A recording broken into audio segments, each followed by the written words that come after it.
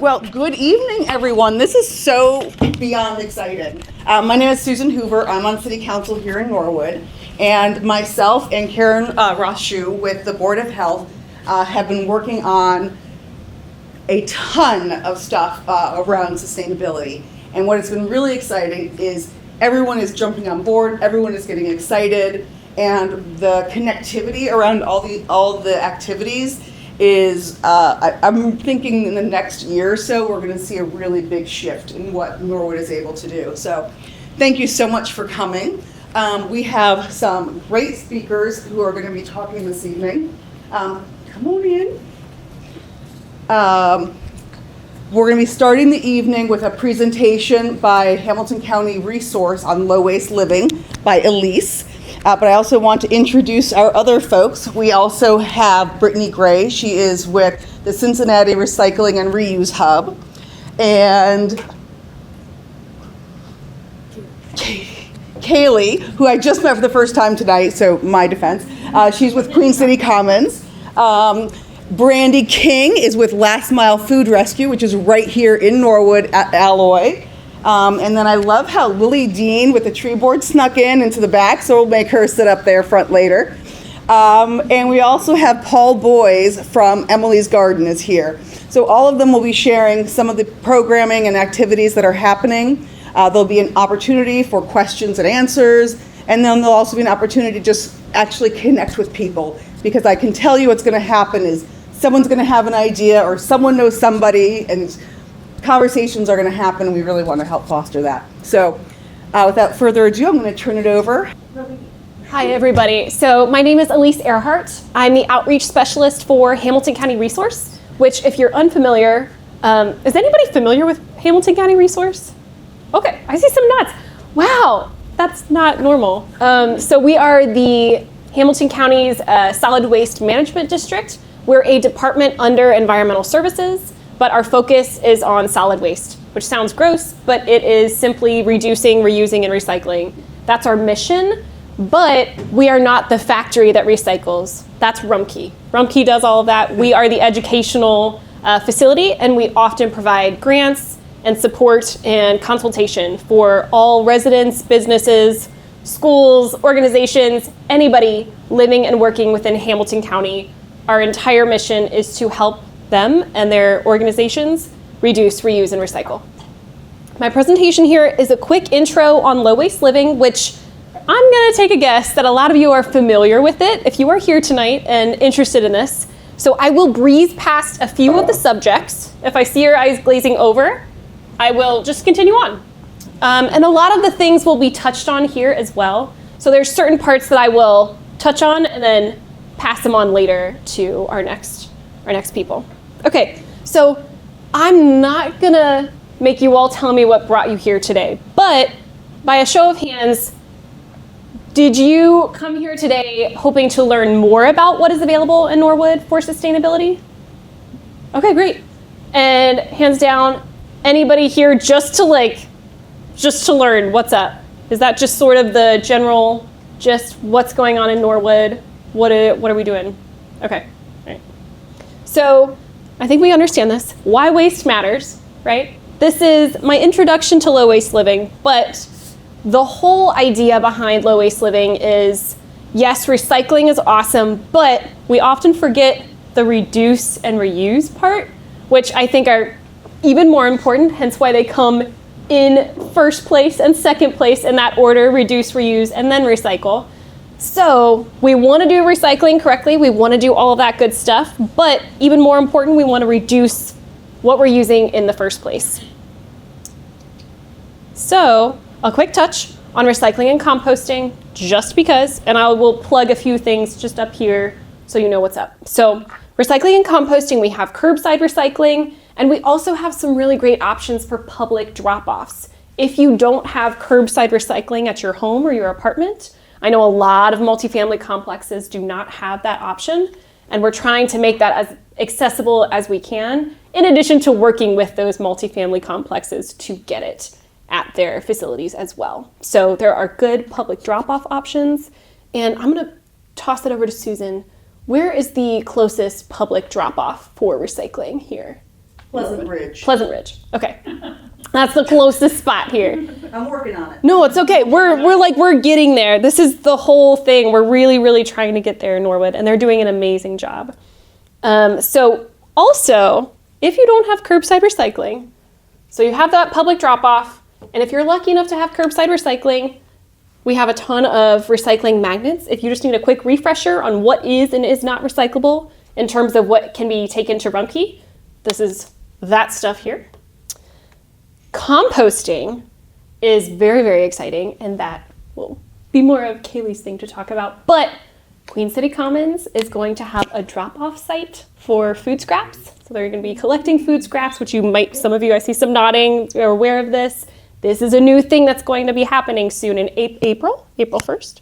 April 1st, okay. So that's going to happen. You will have a wonderful opportunity to do that. And if you have a home with a backyard, I highly encourage you to look into backyard composting as well. And I will plug that I am doing 9 different free public backyard composting seminars throughout the entire county every single week in April and May. So lots of things to look into. If you're interested in this stuff, we're trying to just make it as out there as possible so we can get to you all.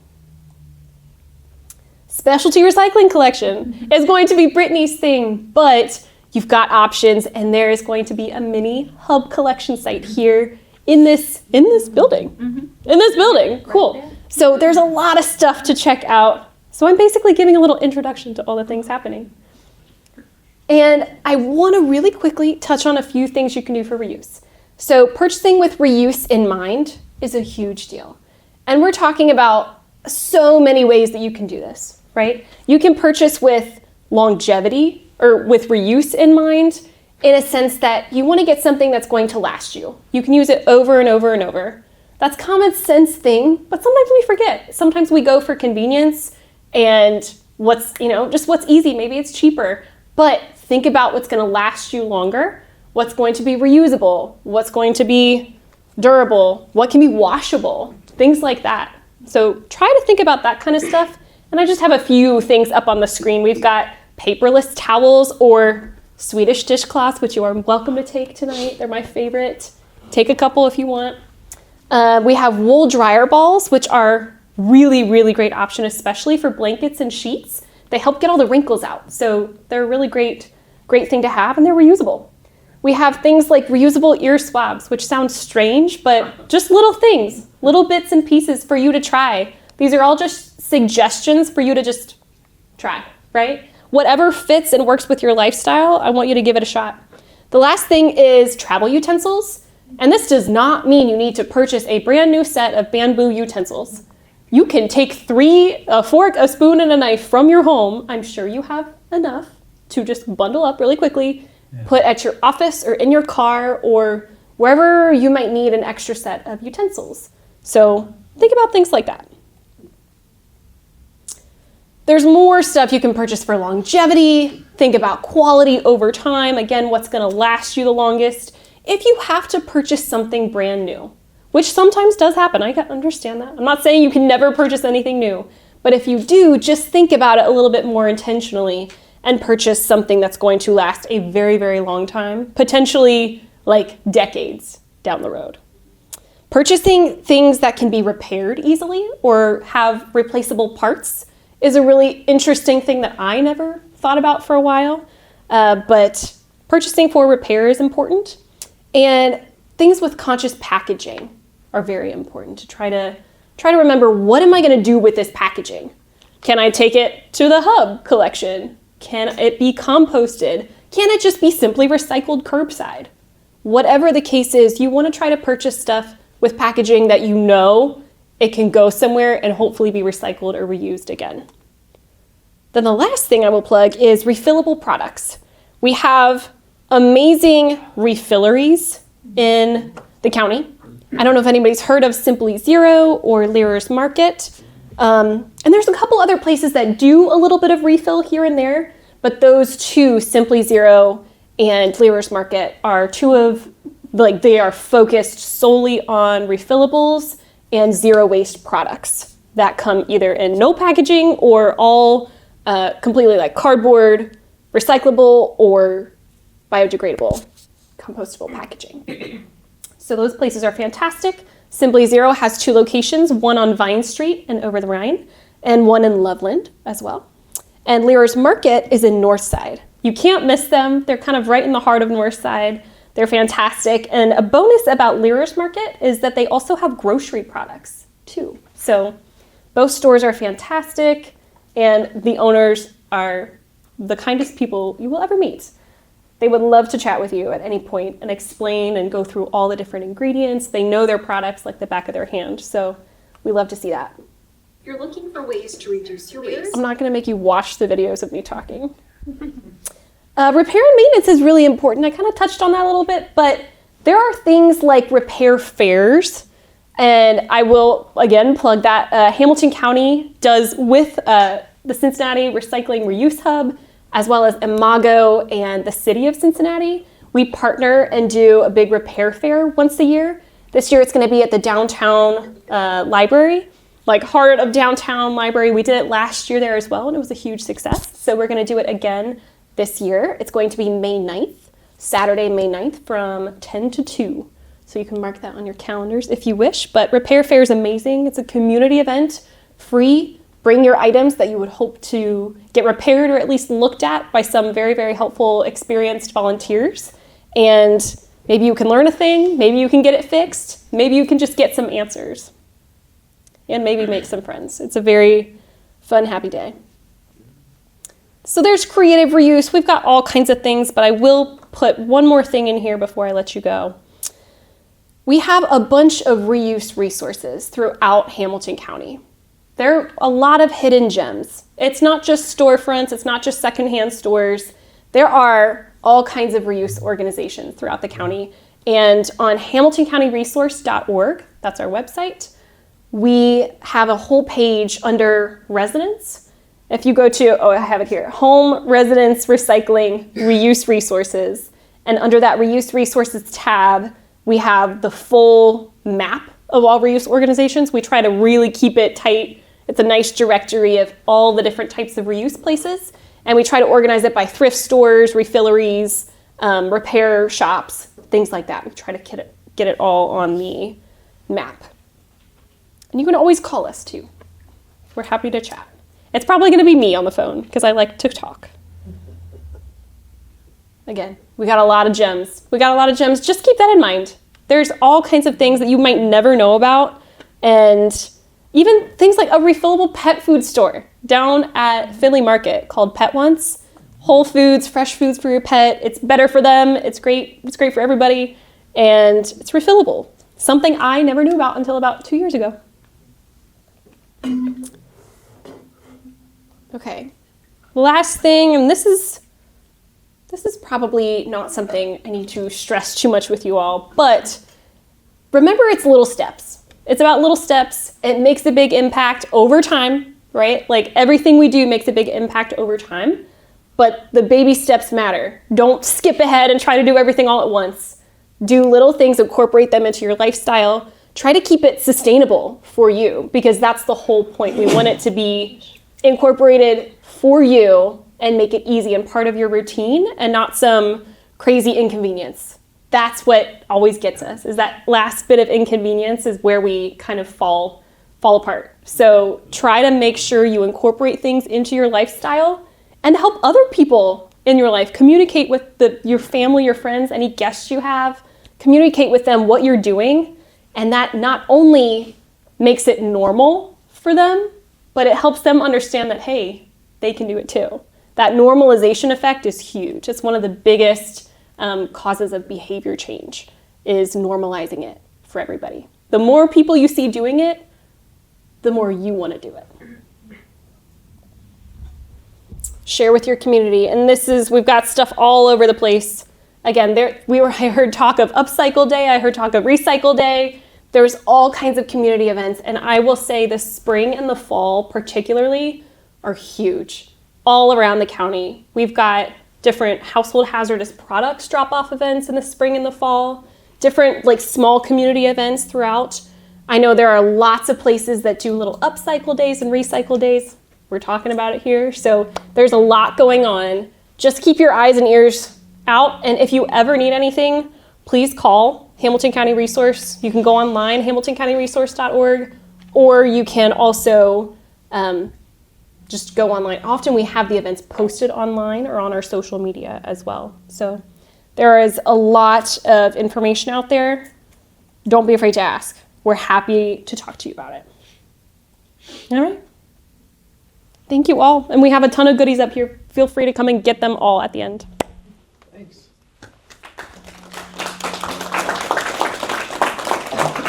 Folks have any questions for her? What was that repair fair? Oh, I'm sorry. No. What was the date for the repair? Yes. Oh, thank you. And where? So May 9th from 10 a.m. to 2 p.m. at the downtown OTR library. It's amazing. Please join. It's just so fun. The more the merrier. Even if you have one thing, just bring it. Why not? Downtown on 9? Downtown on You said OTR, so. downtown on Walnut and 9th. Yeah. The main library. The main library. Is there another library? There it is the main one. Yeah. Yeah. What's your question? So I saw you had the hefty orange bags Yes. on one of your slides. And I only know that I can buy them at Kroger. Is there any way to find them for like affordability for people who can't No.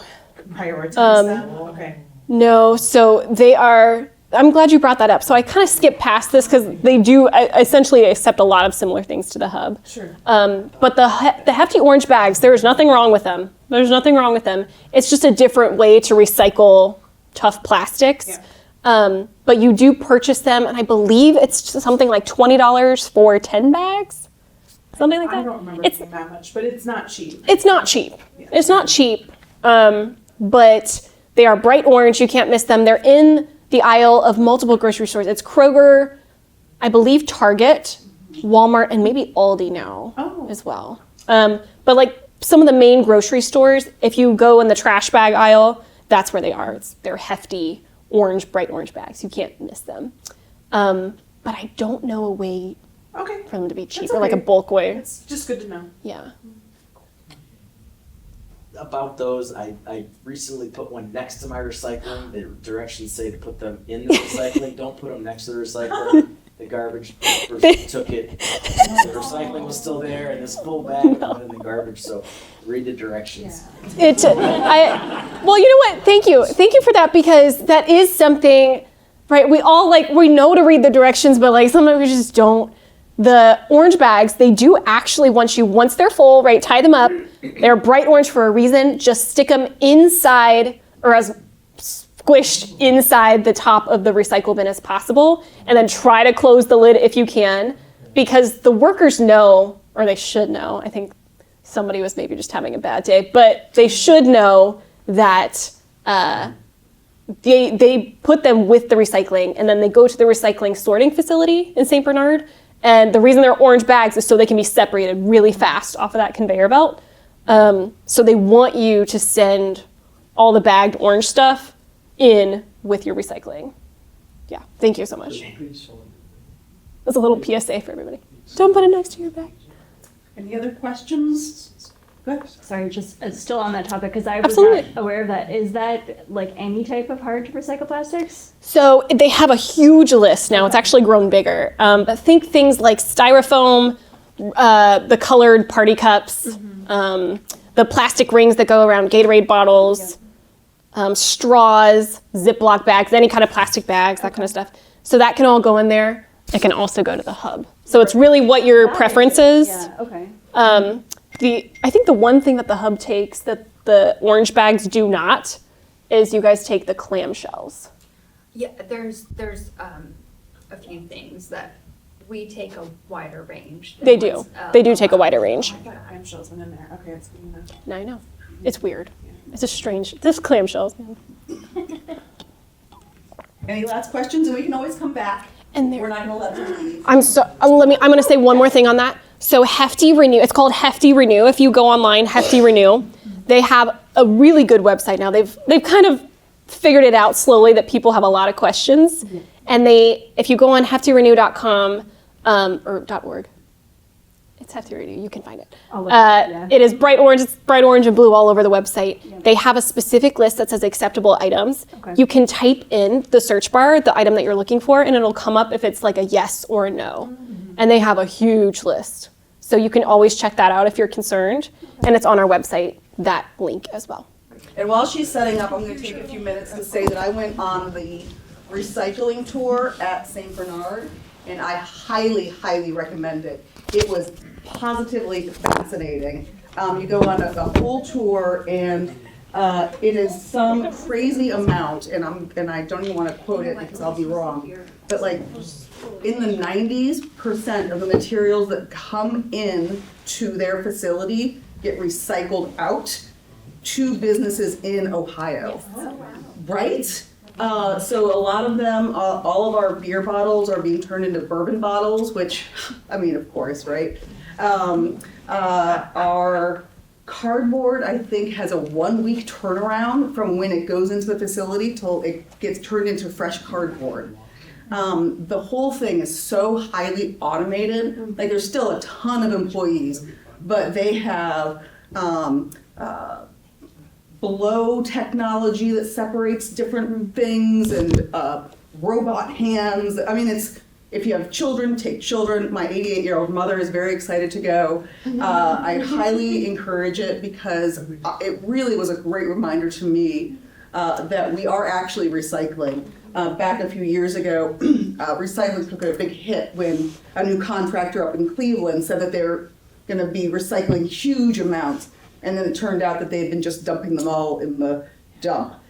And so that made national news, and everyone was like, oh, why bother recycling? They just throw it away. So we're still fighting against that. And I can tell you, I saw they actually were recycling. It was very exciting. Do you yes, have sir. to schedule a visit? Yes, you can go. Or do you just rent? You sign up through the Rumpke site, and I can get you the link if you'd like it. They do reasonable hours, working hours? Yes, yeah.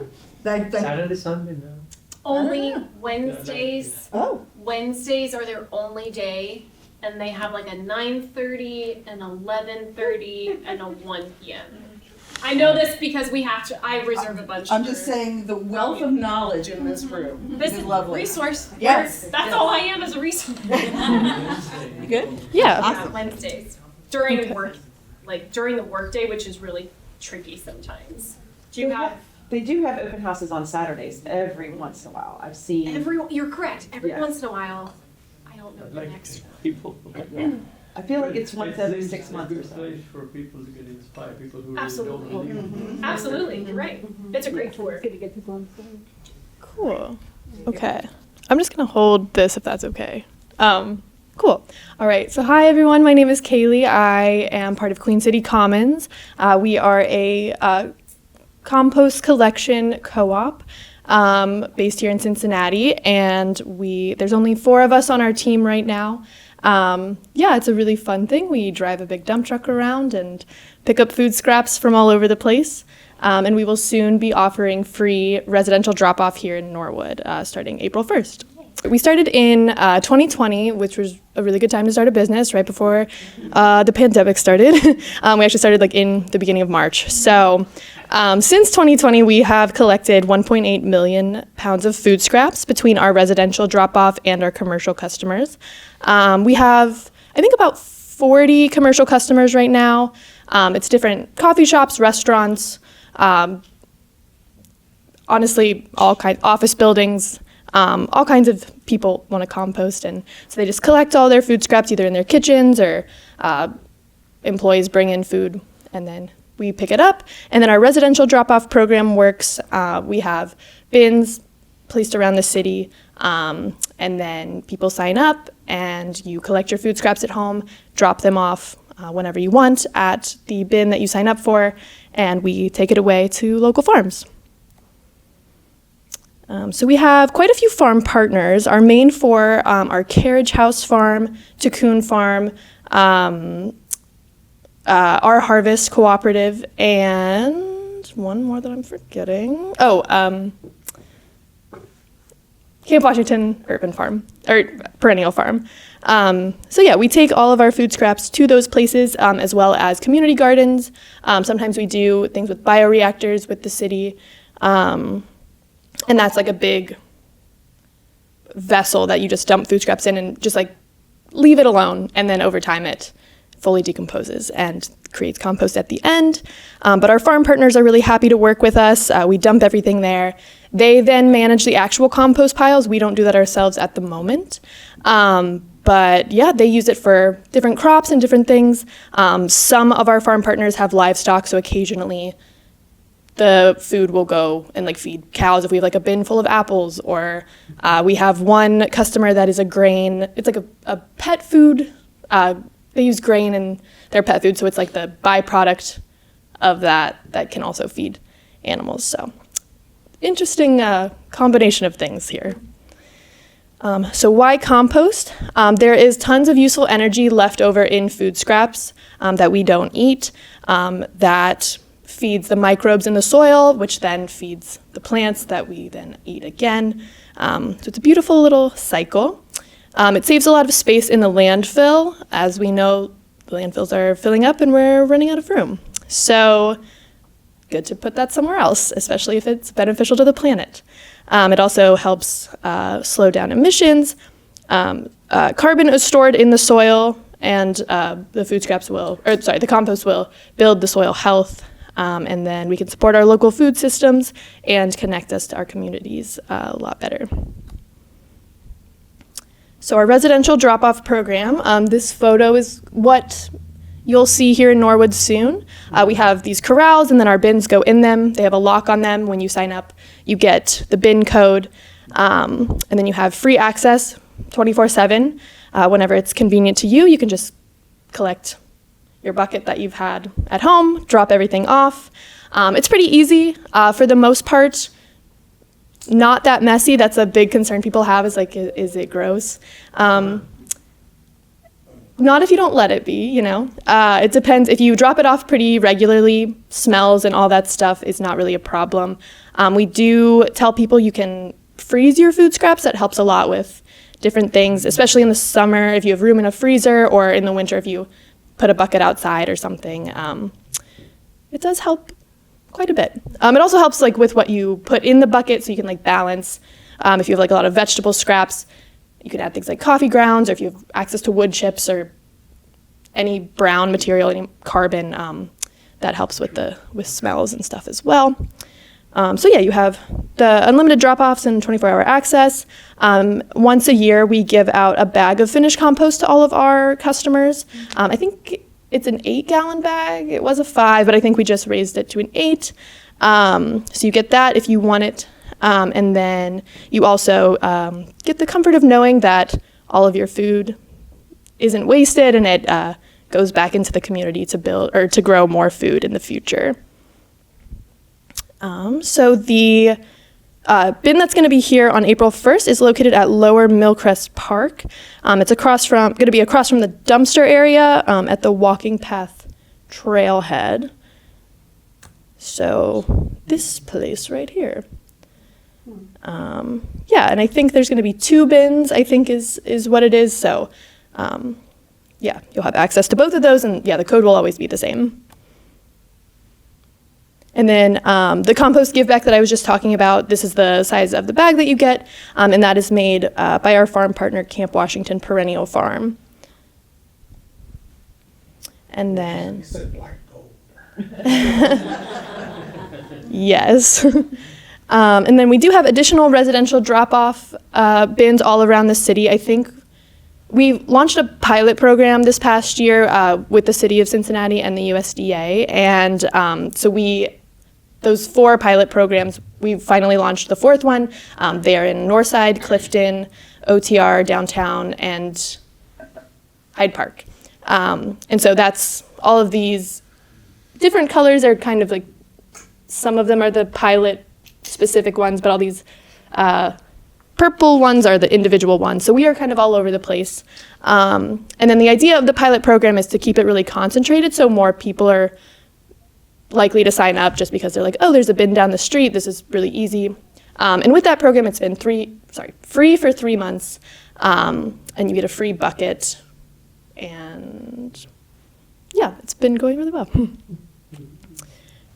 Sign-ups open on April 1st.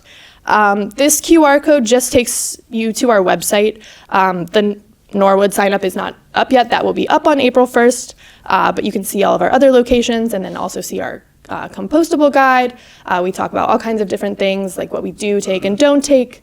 And yeah, we also do like event collection and different things like that. So all of that information is going to be there on that website. And that's everything. So cool. How much does it cost? The service, in Norwood, it's going to be free for you guys. It will be free for 1 year with the grant that we have. Yes. And then how our service works otherwise, outside of the pilot program, it's a sliding scale. So it's as low as $5 a month up to $20 a month. And then with the pilot program, after the free 3 months, it's as low as $4. So it's really just a dollar difference for that.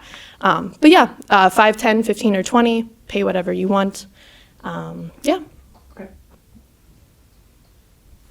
Any other questions for her? You have to see the very exciting compost buckets that folks will be able to take with them. On this side, it has the list of items that you can compost. And on this side, everyone has to hear the story. Poor Carolyn has heard it 8 million times. I designed this sticker, and I made it at the library because, of course, we all know the library's the best place on earth. I'm putting it to our local librarian. Again, this is going to be free for Norwoodians for 1 year. And Carolyn and I are looking at trying to find some business partners that would be willing to offset it to continue it on for our residents at no cost. So we want to see, what do people feel about it? Are people using it? I'm hoping that this isn't going to be enough, that Norwood is going to be, let's do it. Let's make this happen. So that would be a great problem to have. So we are going to be looking for some community partners to help us offset those costs for residents moving forward. Any other questions, Bob? I would just tell everyone, if you get a 1 gallon thing of ice cream and then you eat the ice cream, just to have a place to put your scraps. Put it in your freezer, because a 5 gallon bucket takes a little while, and like in the summertime, that's not gonna smell great. But if you just keep, if I used Queen City Commons before I moved, and now I just compost in the house, but just keep the 1 gallon ice cream in your freezer. That sounds like I'm gonna use that moving forward. Yes. Ice cream. I have 1 gallon. Yes. For the planet. Oh, yes. One little wow up, right. Any other composting questions we have for her, for Kaylee? Oh, 2, awesome, yes. Go ahead. No, you go first. I was gonna ask you, is there a way to get a hookup of that grain for my chickens? Cause I like to, anything that's rotten goes to the chickens, and then they turn it into compost too.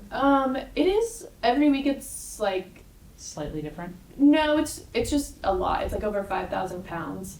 You're not allowed to have that many chickens. Right. Like a 5 gallon bucket would be great. I'm not sure. I know we work with a few different livestock operations that have quite a few, so I'm not sure. Maybe we could. Yeah. I could. Yeah. Okay. Perhaps. Be interesting. Do you have any requirement to add brown matter to the bins when we're putting that? No. The only. Well, not now. No. In these bins, you just dump everything in, and then since it only sits there for a week before we pick it up, nothing. It's not too gross happens in that sometimes. Sure. I get it. Yeah. But for the most part, everything mixed in, it kind of just is okay, and then we take it away. And okay. The farms mix in the wood chips and everything else. So. Got it. So no. Okay. Nothing crazy. Thank you. And I'll also share that when Carolyn and I went to Northside to check out a lot of those big bins, you could literally put your face in, and it was not offensive, which was, I thought, pretty surprising. I was anticipating sort of this fly cover, oh, there it is. Not at all. And every week when they come, not only do they remove the compost, but We do clean the bins out very thoroughly. We have a pressure washer attached to our truck, so dump all that gross water back in the truck too, so it all gets. It's pretty high tech. It's a very cool. Yeah. It's a very cool process. Yeah. So we keep it as clean as possible with dealing with food scraps and the elements. So yeah. I actually have a question for you. Yeah. So I know our office, Hamilton County Resource, uses Queen City Commons for our collection of food scraps at our office. And one thing that we do is in our bathrooms, we have a specific collection bin for the paper towels. And we add them to the compost so those don't get thrown out unnecessarily. Do you accept paper towels in general, or is it just the unbleached? Yeah. We prefer the unbleached, brown paper towels. It depends on the brand. Unbleached is obviously the best. Yeah. But as long as there's nothing no harsh chemicals, no cleaners, no anything, excessive oil, stuff like that, it will break down and it will be okay. But not too much. We wouldn't want a whole bin of You don't want an entire bin of paper. Right. Unless they're the brown ones. Or same with paper bags. Brown paper bags are fine. Coffee filters are fine. Again, yeah, as unbleached as possible is best, just for the soil health and everything. Just keeping it as, it's never going to be fully organic or anything. That's just not how anyone in Cincinnati operates at the moment. So it's okay. But if anyone is really concerned about the organic side of it, then no. But we're good. Yeah. As natural as possible. Yeah, that's always the best. Any last questions? All right, we're also not going to let her leave in case you think of anything later. I mean, eventually we'll let you know. Brittany, take us You will over. live in this building forever. All right, let's do this. Cheers.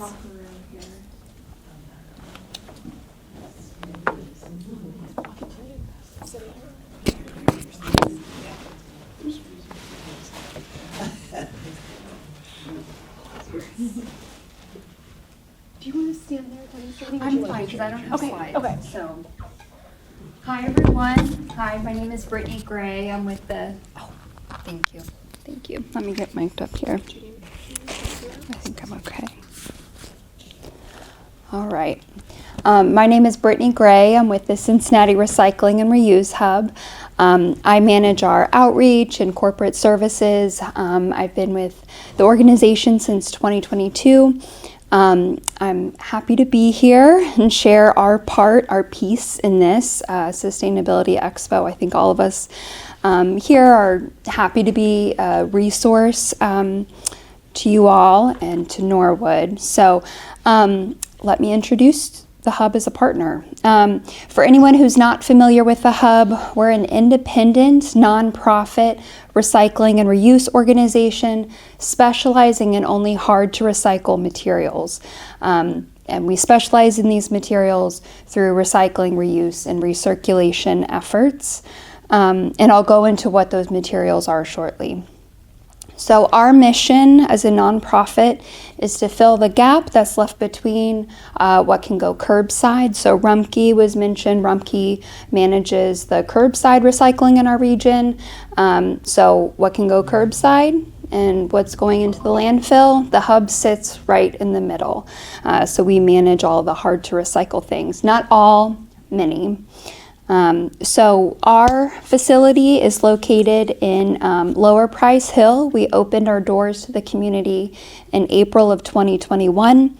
There, we are open 3 days a week for the public to come drop off over 110 categories of materials that we accept for recycling and reuse. We also have a hub shop on our 4th floor that is available during our open hours. There's many creative materials at an accessible shopping fee for folks.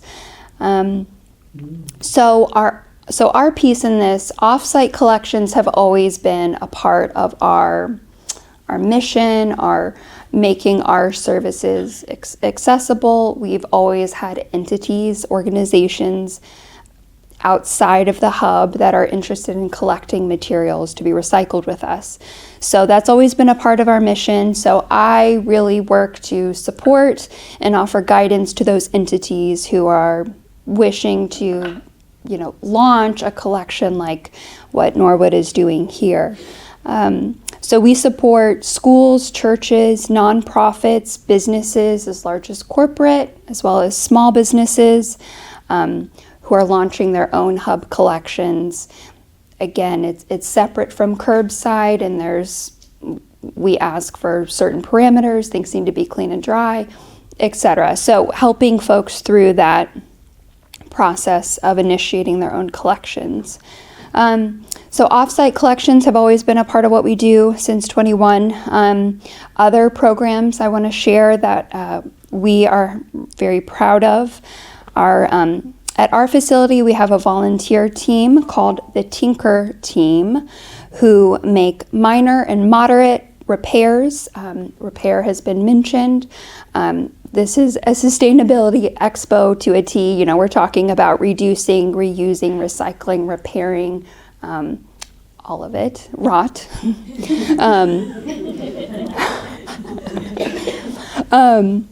So going back to repair team. So they make moderate and minor repairs to household appliances and electronics that are then donated to an organization, New Life Furniture Bank, who get those in the hands of families that really need them. And this speaks to our mission of reuse and recirculation in our mission. We also have education outreach, very similar to what Elise does, but this is in classrooms specifically, really trying to engage students of all ages to be excited and learn about responsible waste management.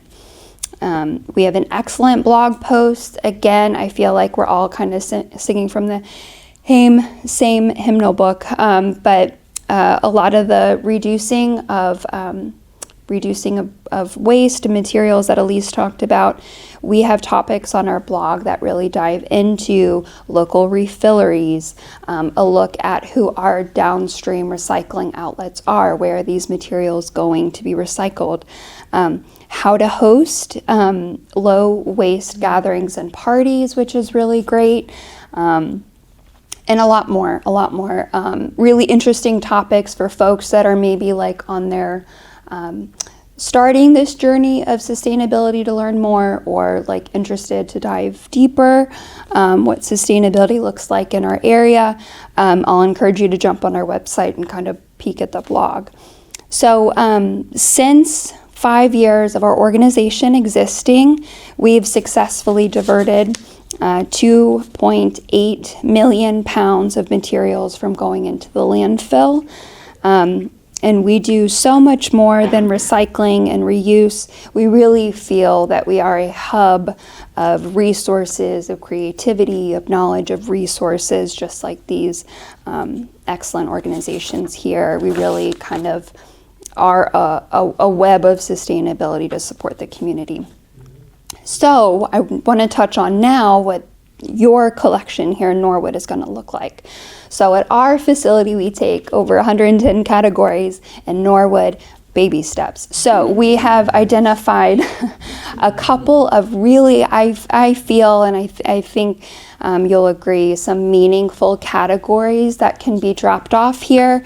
I'm not sure what the drop-off or collection hours are going to be. I think Carolyn and Susan can maybe speak to that. But the team at the Hub really celebrates what you guys are doing here in Norwood, and seeing this initiative of sustainability, collections. We're excited to see your recycling, compost, waste diversion only grow from here. I hope that this initiative really creates meaningful changes here in the community, and also inspires other communities to do the same. So I have examples here of what are available to be dropped off at your Norwood mini hub. So a couple of categories I'm going to talk about, and you guys are welcome to come up and see. I have more examples than would fit on the table. So category 1 here is store drop-off plastics. That's an industry term. You can search that online. store drop-off materials to see what comes up. It is your overwrap around paper towel and toilet paper, bubble wrap, Amazon mailers, bread bags, plastic bags labeled 2s, 4s. I've got more examples here. So store drop-off, I'll encourage you to search that, become familiar. You can drop it off here at the health department. Second category is number 1, rigid plastics. So this is soft plastics. Now we're looking at rigids. Rigid plastics number 1. So these are your berry containers that are not accepted curbside. So remember, the hub specializes in only hard to recycle things. So none of what I'm showing you here today should be going in your bin to Remke.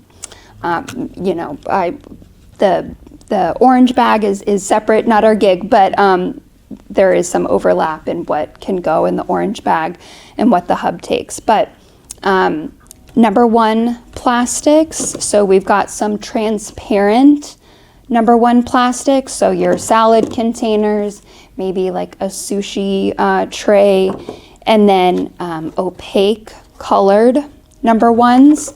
So these are like, tomatoes or other produce and veggies. Tomatoes, this actually, the label is still on it. I'm impressed, very clean. This was ground turkey. So someone got that clean and dry for us to be able to recycle it. So that's the number 1 plastics. And then number 5s are here.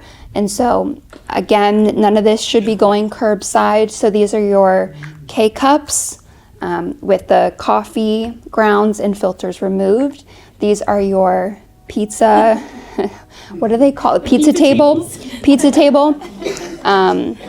Let's see, your laundry scoop is a number 5 plastic. Just always eyeball it to double check.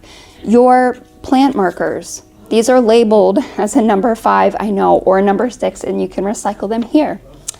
Coroplast, so yard signs. So coming up, election season or whatever, election signs or otherwise, your rigid yard signs are a number 5 plastic that can be recycled here.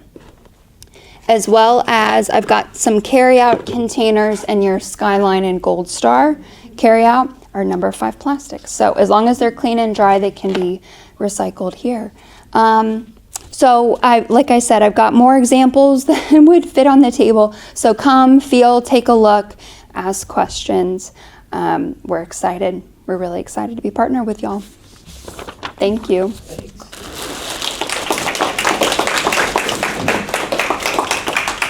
Carolyn, do you want to talk about what the hours are going to be? So starting our hours will be Monday, Wednesday, Friday from 10 to 2. I'm looking into opening a Saturday hour once a month. Probably be similar, probably like a 10 to 2. That you'd be able to come in. I'll be in the room if you need any help. This is where our hub is located, and it will be, I don't know if any of you've gone to the hub where they have everything listed on the wall. I have one started that will help guide what can be put in. But yeah, so to start off, we're going to limit hours until everyone gets a hang of it, and then we'll open it up a little bit more. So it'll be 3 days a week, Monday, Wednesday, Friday. I'll throw in a Saturday once a month. And yeah. Yes, ma'am. Question. Do you have like a print off or something where you can keep at home just to know what you do take you versus at the hub? I can definitely create one, and I can put it on our website and our social media as well. Cool. Or you can come up here and pick one up. Oh, you have some? Not yet. I can create one, but you can. Yes. Did you have a question? On the packaging and even on the Amazon things. Yeah. The paper sticker that's on there. The label's fine. Oh. The label's fine. That's a good question. There's always questions about labels. Yeah. Labels are tricky. For the most part, Labels are also fine in your curbside recyclable things as well, because they have what's called a scalper at the recycling facility, the sorting facility, where they can take off the labels on pasta jars or cans or bottles. Oh, wow. I will also say we collect the pill bottles as well. Oh, right. It's almost full. Great. So I will say a note about the prescription bottle. So this is true prescription bottle. So the orange, blue, and green. So your vitamin bottles or over the counter are typically fine curbside as long as they are big enough. You shouldn't be putting anything in your curbside bin that's smaller than a credit card. So if you've got over the counter, whatever, Tylenol, that's like travel size, it's probably too small to be recognized by Rumpke's machinery. So that can come to us, the hub. But not Yeah, sorry. Yes, correct. So not here. So the orange, blue, and green pill bottles are what are accepted here at Norwood, but if you want to come to like the hub proper down in Lower Price Hill. And if you have prescriptions with pills in them, we ask you not bring them here, but the police department right across the street, sort of, they would be happy to take them. They have a bin in their lobby for expired or prescriptions you no longer need. Great. Walgreens does too. Walgreens does too, yeah. You save one, right? You toss the pills and save the. You put the pills in a baggie and Put the pills in a bag in. you can put the pills in a baggie Keep and put them them in. You don't, and then keep the pill bottles and bring them here to recycle if you like. Yes. Nice job, Julie. I could do that. I primarily use the hub. I've thought about using the hefty bags more so out of convenience. I would rather support the local entity, of course, but sometimes I wonder if you just get too much plastic bags that you don't mind if we use other alternatives. So the store drop-off category, we earn a little bit of, that's a little bit of a revenue stream for us. And I'll tell you, when you're commingling all of those categories in the Hefty Renew, it's not leaving that bag, it's being recycled as like a lump sum.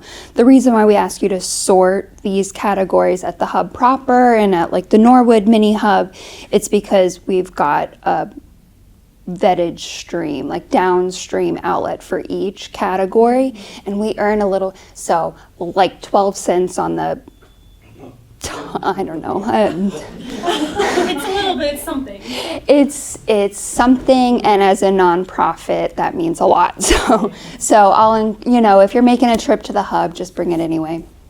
How's your membership system going? It's going great. Thank you so much for asking. We are really so grateful to the community with the response that we've had. And I'll tell you that we do have financial assistance available because that's always been our thing. We want to be accessible. We don't want fees to be a barrier to anything that we're doing.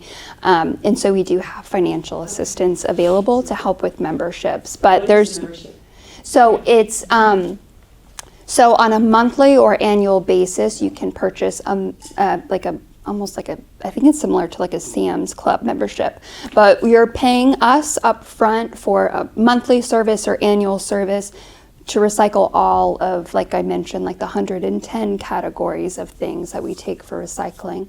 So I will say the electronics, the universal waste categories that we take are outside of that, so you still have to pay us for your batteries, bulbs. Peter, can I give you a little? So our electronics and universal waste manager just walked in. This is Peter and Norwood resident, if you don't mind me outing you. So, beloved member of the team over there. So anyways, so yes, it's a fee for service. You're paying us as an organization to responsibly So it's a way to recycle. support you. You could drop the stuff off for free, but it's a way to support you. Yes, but we encourage you, now that Norwood has this mini hub, drop what you can here too. So it's still coming to us. Brittany? Yeah. Are you saying you can still drop off for free at the hub? Or No. Okay, that's Okay, so. Oh, you can drop off for free these items up in Norwood hub. Okay. But the Oh. Cincinnati hub Yeah. has a new pricing. Unless you can't afford it, and then there's no. And then there's financial assistance. So yes, at our facility, we have a check-in process at our facility in Lower Price Hill, which is a totally separate process. Sorry for the confusion there. Okay. If someone previous to the membership were like just doing an annual or a monthly donation to the hub, and they wanted to change to the membership, is that gonna hurt the hub by taking away that monthly membership or that monthly just donation and shifting that money to a membership? So I'll tell you that they are different because a donation is going to be like tax deductible for you, and so I'll tell you, we are viewing it as two different streams. Donations are going to support the Tinker team that I mentioned, our food pantry partnerships, our education programming. The Hub Club membership is like fee for service, like to pay for operations, if that makes sense. So it is okay. Yes, yes. Thank you for your question. Any others? This is not for you, is it? Oh, yes. Okay. All right, thank you. Thank you all. Again, Brittany will be hanging out for a little bit so we can ask her some more questions. And now we're going to introduce Brandy King with Last Mile Food Rescue, which again is right here in Norwood. Yes, it is. All right, I think I'm going to hold mine too. Hi, everybody. Thanks for staying tuned for me, right? Everybody did so well, and everything does kind of tie in. So I'm with Last Mile Food Rescue, and who in here has heard of Last Mile before? Oh, wow. Oh, wow. Okay, that's great. So what we do is we rescue food. So Resource showed a pyramid earlier on where reduce, right? Reduce, reuse. Well, we're right there in the middle from the reduce part, because with food and in the food industry, there's always a lot of surplus, a lot of waste. And when we say waste in the food arena, I don't mean picking it up out of the garbage can. I mean, literally there was too much and now we don't know what to do with it, but it's still good, but we can't sell it right now. So what we do is we will pick up that food and we will take it to our area shelters and pantries and other nonprofit agencies that directly serve the community. We take that food to food insecure areas because we waste more than 40% of all food that's produced. But yet in Cincinnati, there's 1 in 5 people that are food insecure. So if we can just rescue a fraction of what is being wasted, we could potentially really end food insecurity in Cincinnati. We partner with a lot of, so our food donors we have 19 different Krogers that we rescue from weekly. We have every single UDF that we rescue from. We also rescue from restaurants like Maggiano's, Paris Baguette, which I love. This is one of my favorites. We rescue from Chick-fil-A. We have TQL, we rescue from the stadium, the Red Stadium as well. We rescue from UC off of campus. All the campus cafeterias are under contract with us, and we pick up weekly from them. And we have regular scheduled drop-offs to over 260 nonprofit partners in Cincinnati and Northern Kentucky.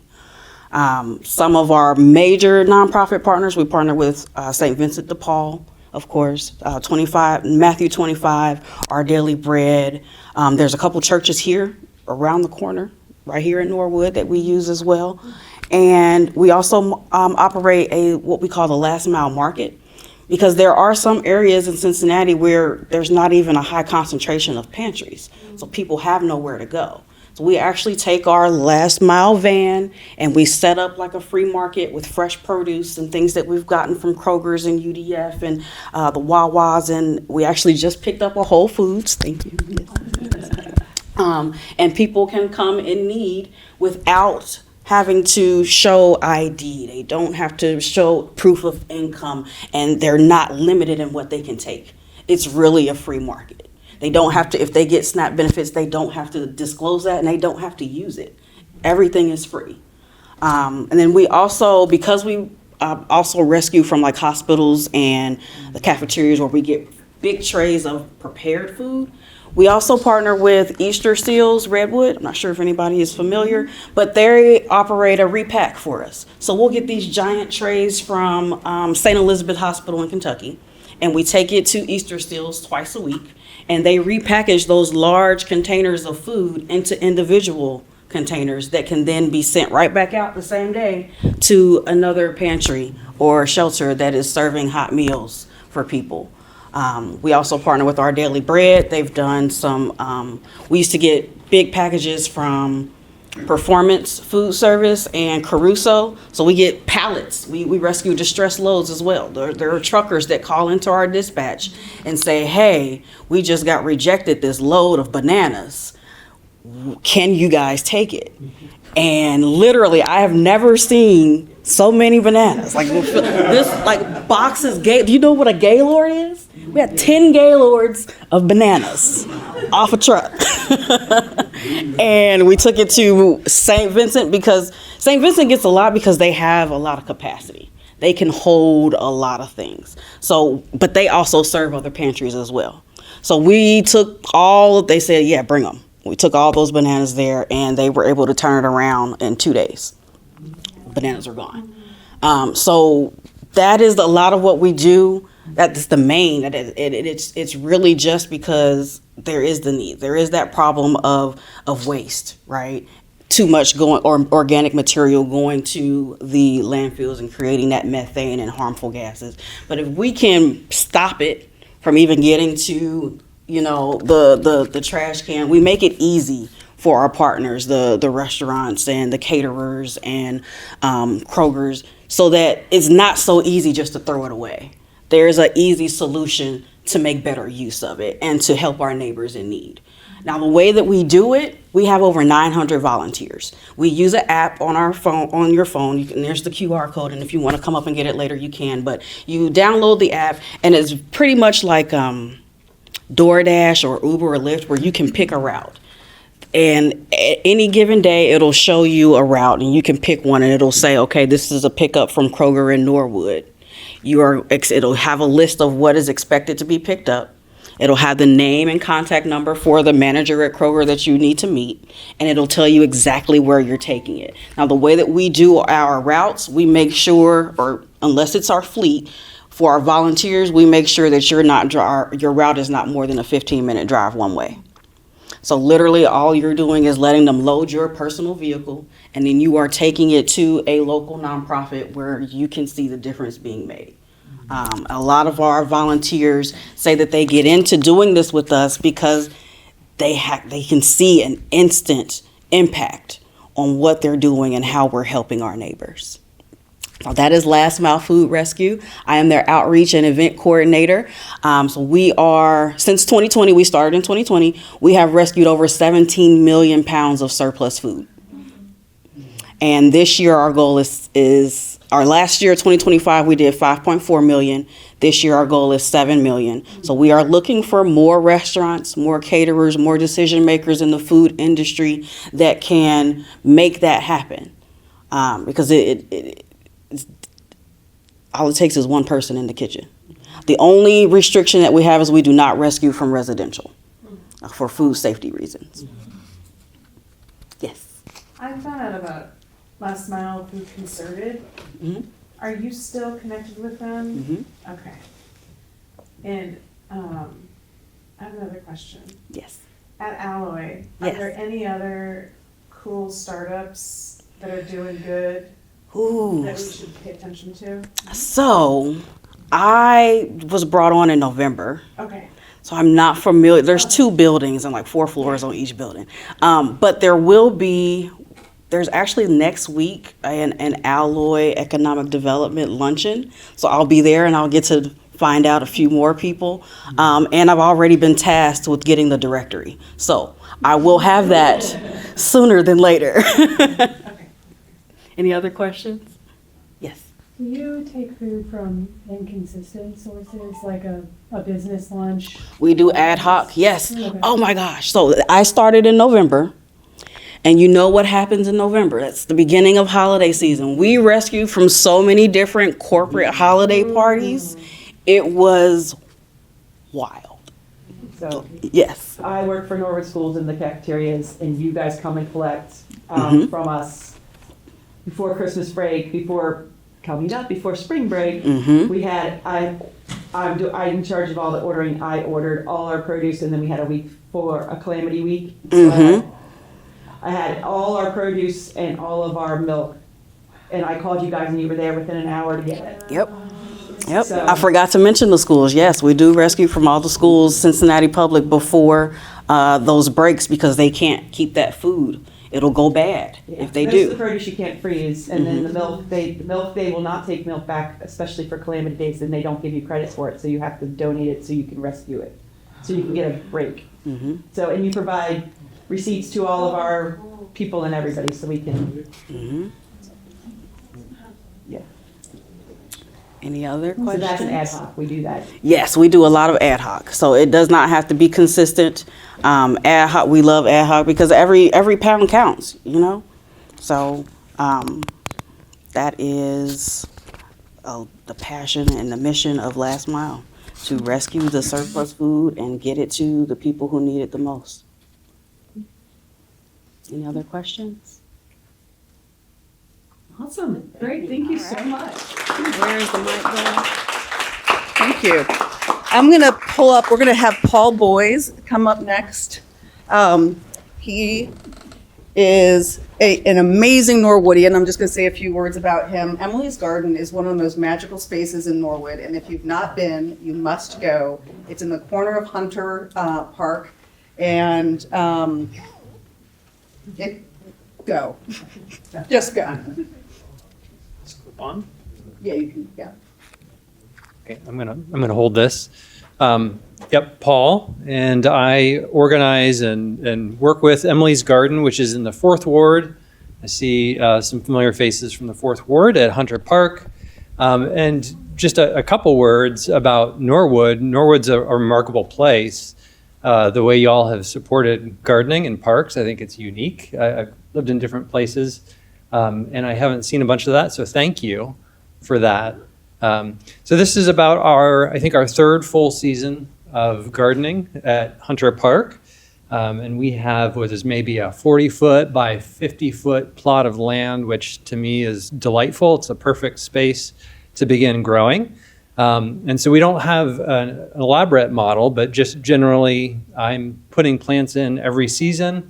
And then this is a space for everybody in the 4th Ward to come by and welcome to pick or to help with gardening.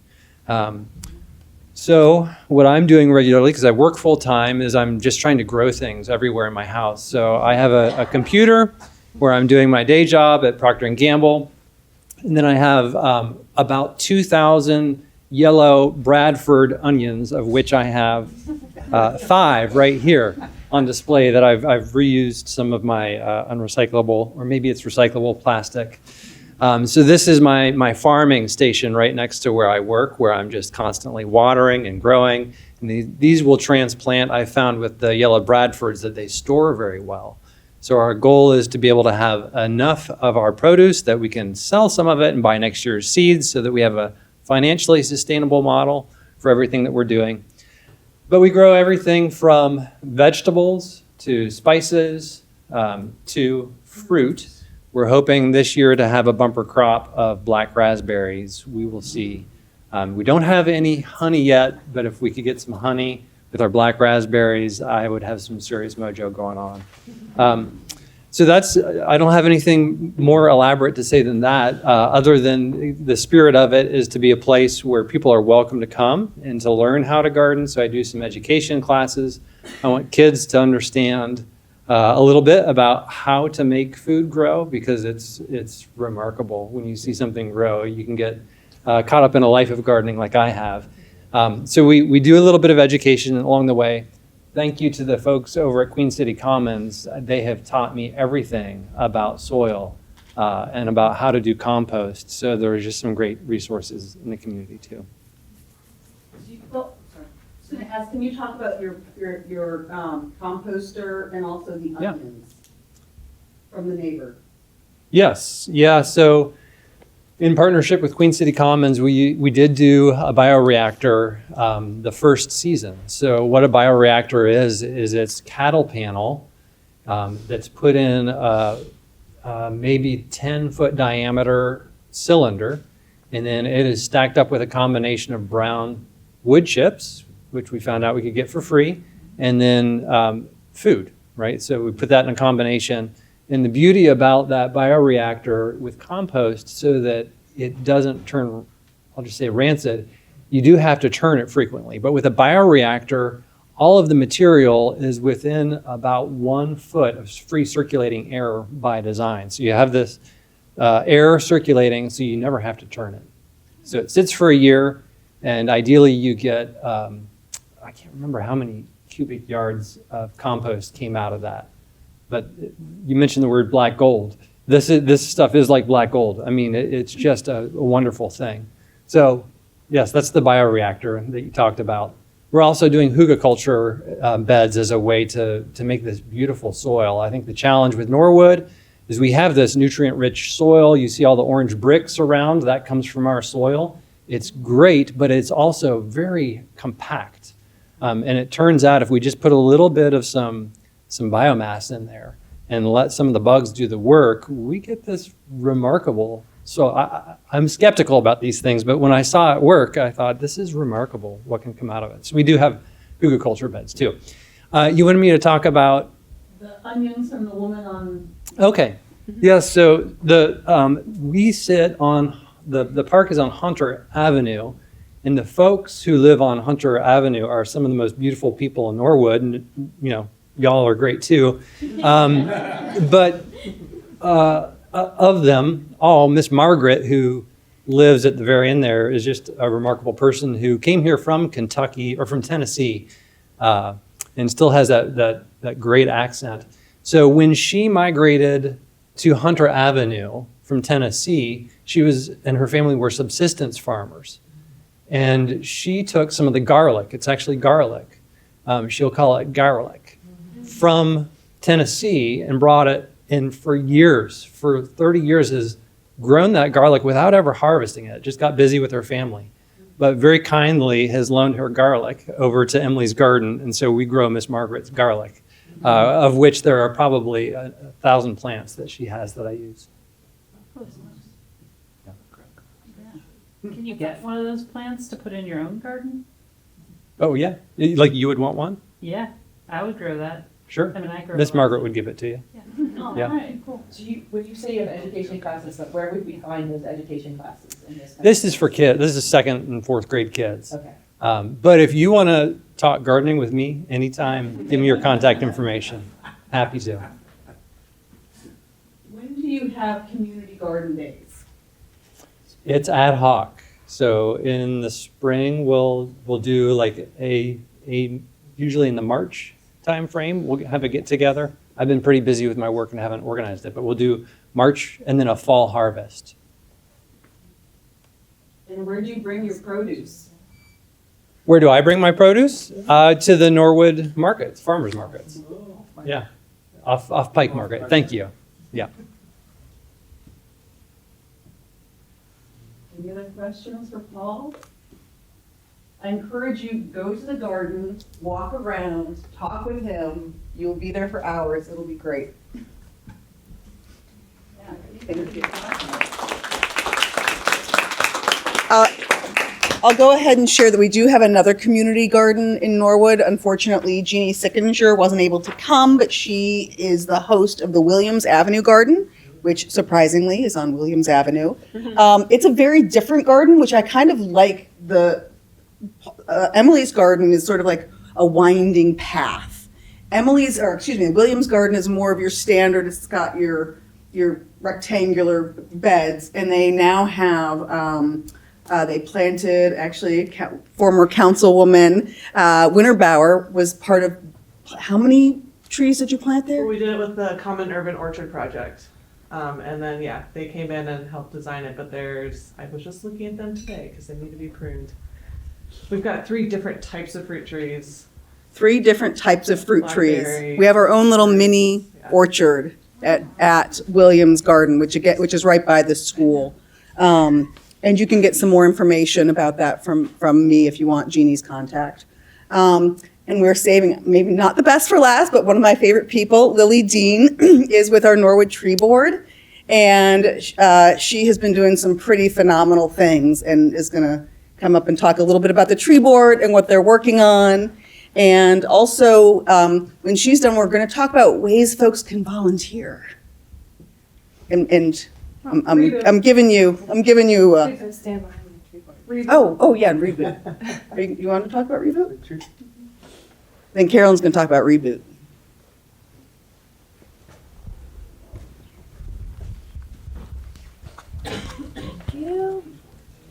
Hi, everybody. My name is Lily Dean. I'm here representing the tree board. Sorry, I don't have any presentation or anything like that, but you can look around at the trees when you go outside. We're 5 citizens of Norwood. We just are people that are passionate about trees and want to see our urban canopy increased and our trees maintained. And like Susan was saying, we just did a $100,000 grant from the Ohio Department of Natural Resources to maintain our tree canopy, do an inventory on our trees, and hopefully get a whole bunch of trees planted in neighborhoods that don't have a lot of tree canopy right now. I didn't introduce myself really. I'm a horticulturist and arborist, and I work for a local garden center and landscaping company, which I was super glad to see that plant stakes are recyclable. That's great. I see 10 million of those all over everything, all the time.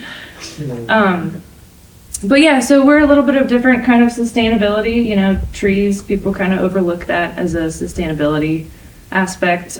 They do lots of environmental engineering functions like stormwater management. They cut down on energy costs by shading buildings in the summer and letting sun touch your buildings in the winter and provide natural heat. So, and aside from that, they're just really beautiful and magnificent, and we need them. So, with all that said, like I said, I don't have anything prepared. Sorry, we're getting into our program of things we're doing. We're going to do an Arbor Day event. I'm not sure what that is yet. Stay tuned. You can check the Norwood Facebook page for information on that when we get it together. But yeah, stay tuned. But what I did bring is a sign-up sheet. I'm just going to this is for volunteers. So if you're interested in digging holes, getting your hands dirty, helping to get more trees in your neighborhood, you can sign up here. There's also a part for area of expertise or interest. So if you have specific things that you're interested in doing, I'd really like for the tree board to get more programming going. And that I just want to hear what everybody wants to know about and how we can be of service to the community. All right. Yep. When I bought my house, I inherited a tree that is in the process of rotting. It has fungus growing out the side. And do you offer any advice for someone like me who needs to have a tree taken down? I know I'll need to pay for it. It's okay. I'm not asking for that. But then planting replacement trees. Sure. Okay. Yeah. So you would need a specific type of arborist to do mitigation, or you said it needs to get removed. We can't offer you any sort of. I'm not asking. Okay. Yeah. But advice on how to find the correct arborist. Sure. Yeah. Okay. And are they ISA certified? No, but it's Leo. It's Leo. He might be. Sanitation, he's an arborist, or he has a tree company. I think Leo. Leo. Yeah, I think, isn't he an AI? I don't know him. What's the acronym again? ISA certified. ISA. A conventional. He does a lot of tree work. Okay. He's a city guy. He's a city worker guy. And then how to choose an appropriate tree to replace the tree. Yeah, that's one of my big projects that it's not happening yet, but it's going to happen soon. Okay. To make a list of here's what you'd want to plant in your street, in your tree lawn, a really tough tree for urban conditions, and then something you want to put in your backyard that's your kind of more sensitive, needs a little bit better soil. Okay. doesn't like compaction quite so much. So yeah, stay tuned. Emily. Yeah. Do you plant fruit trees in the city? I haven't been on tree board long enough to know. I would say probably not. A lot of times fruit trees come with a lot of maintenance requirements, pruning, and then cleanup because they're kind of messy. So I would say that's kind of more of a community garden or your own backyard type of thing. Thank you. Thanks for that confirmation.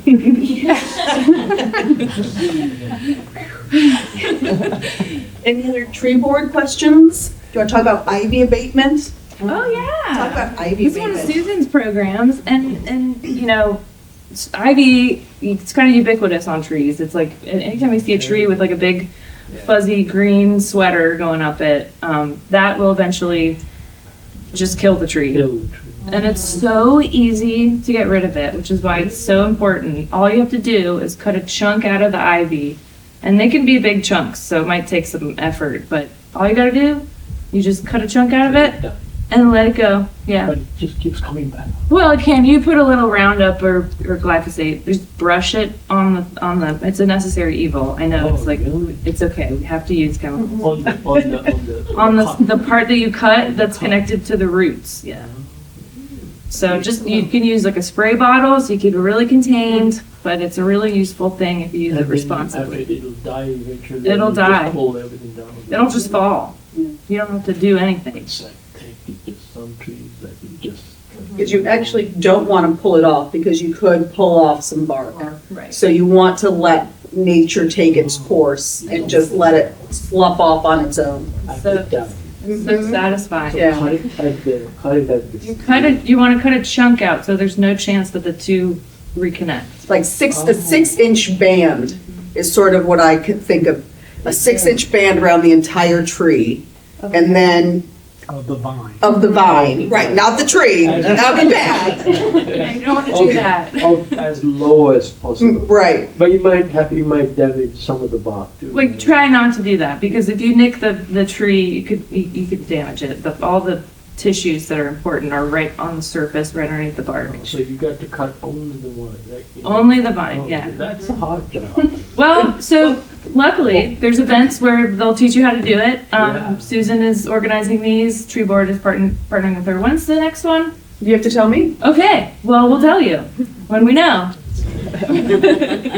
We're meeting next week, so we'll tell you after that. And then we'll tell all of you. And some of the vines are just literal vines, but then some of them, in last year at Lower Millcrest, Lily went into the woods with her chainsaw and took out, I mean, it was like a tree that was going up a tree. And she was not gonna leave until that tree was free. I also want to share that I did this ivy abatement program with some Girl Scouts. So little girls, and they absolutely loved it. They were dancing through the woods, screaming, "We're saving the trees." They felt so powerful. At the end, they got together and were talking about, "I learned I can do big, important things by myself. I learned I can make a difference."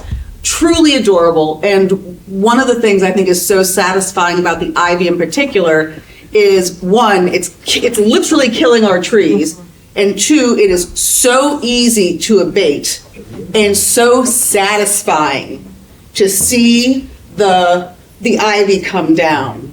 One thing that we're going to be moving towards, and I guess I should stand up, I'm sorry. Lily doesn't like to talk, and apparently I do, so I'll take it over from here. We are going to be working to reach out to neighbors who have trees in their front yard that have this. And I can say I was sitting in my backyard not too long ago, and there's a street away, 2 trees I can see fully covered. And because I'm who I am, I found out the owner, and I reached out to them on Facebook, and they decided I wasn't too crazy, so they called me. They're actually, they live in Pleasant Ridge, and they're landlords of Xavier Student Housing, and they're like, "We had no idea, we'd be happy to remove it." So I think sometimes it's just a matter of letting people know, telling them how to do it. But we're also going to be hosting some events where we can go out to the neighbor who's in their 80s who can't do their own tree or doesn't have time to do it, and we can, with their permission, take care of those. And that's going to be really important, not only for our trees, but also because we need to start collecting volunteer hours in order to become a Tree City USA. That's something that we've been really wanting to do for a few years now. And we've been working with Wendy Van Buren, who is our state forester. Did you know that we had a state forester? So she's the one who knows, oh, you have a 3-foot tree lawn? Here are the 4 native trees that you can do. Here they are. And what I love about Wendy is I'll say, oh, I have this fantastic idea. She'll say, oh, that's awful. And that's why. And it's like, oh, okay. She knows more about trees than I could ever imagine too. So she has really been partnering with us and holding our hands to help us figure out how we can really reestablish our tree canopy here in Norwood. So that's super exciting. And now Carolyn is going to talk about Reboot. Thank you.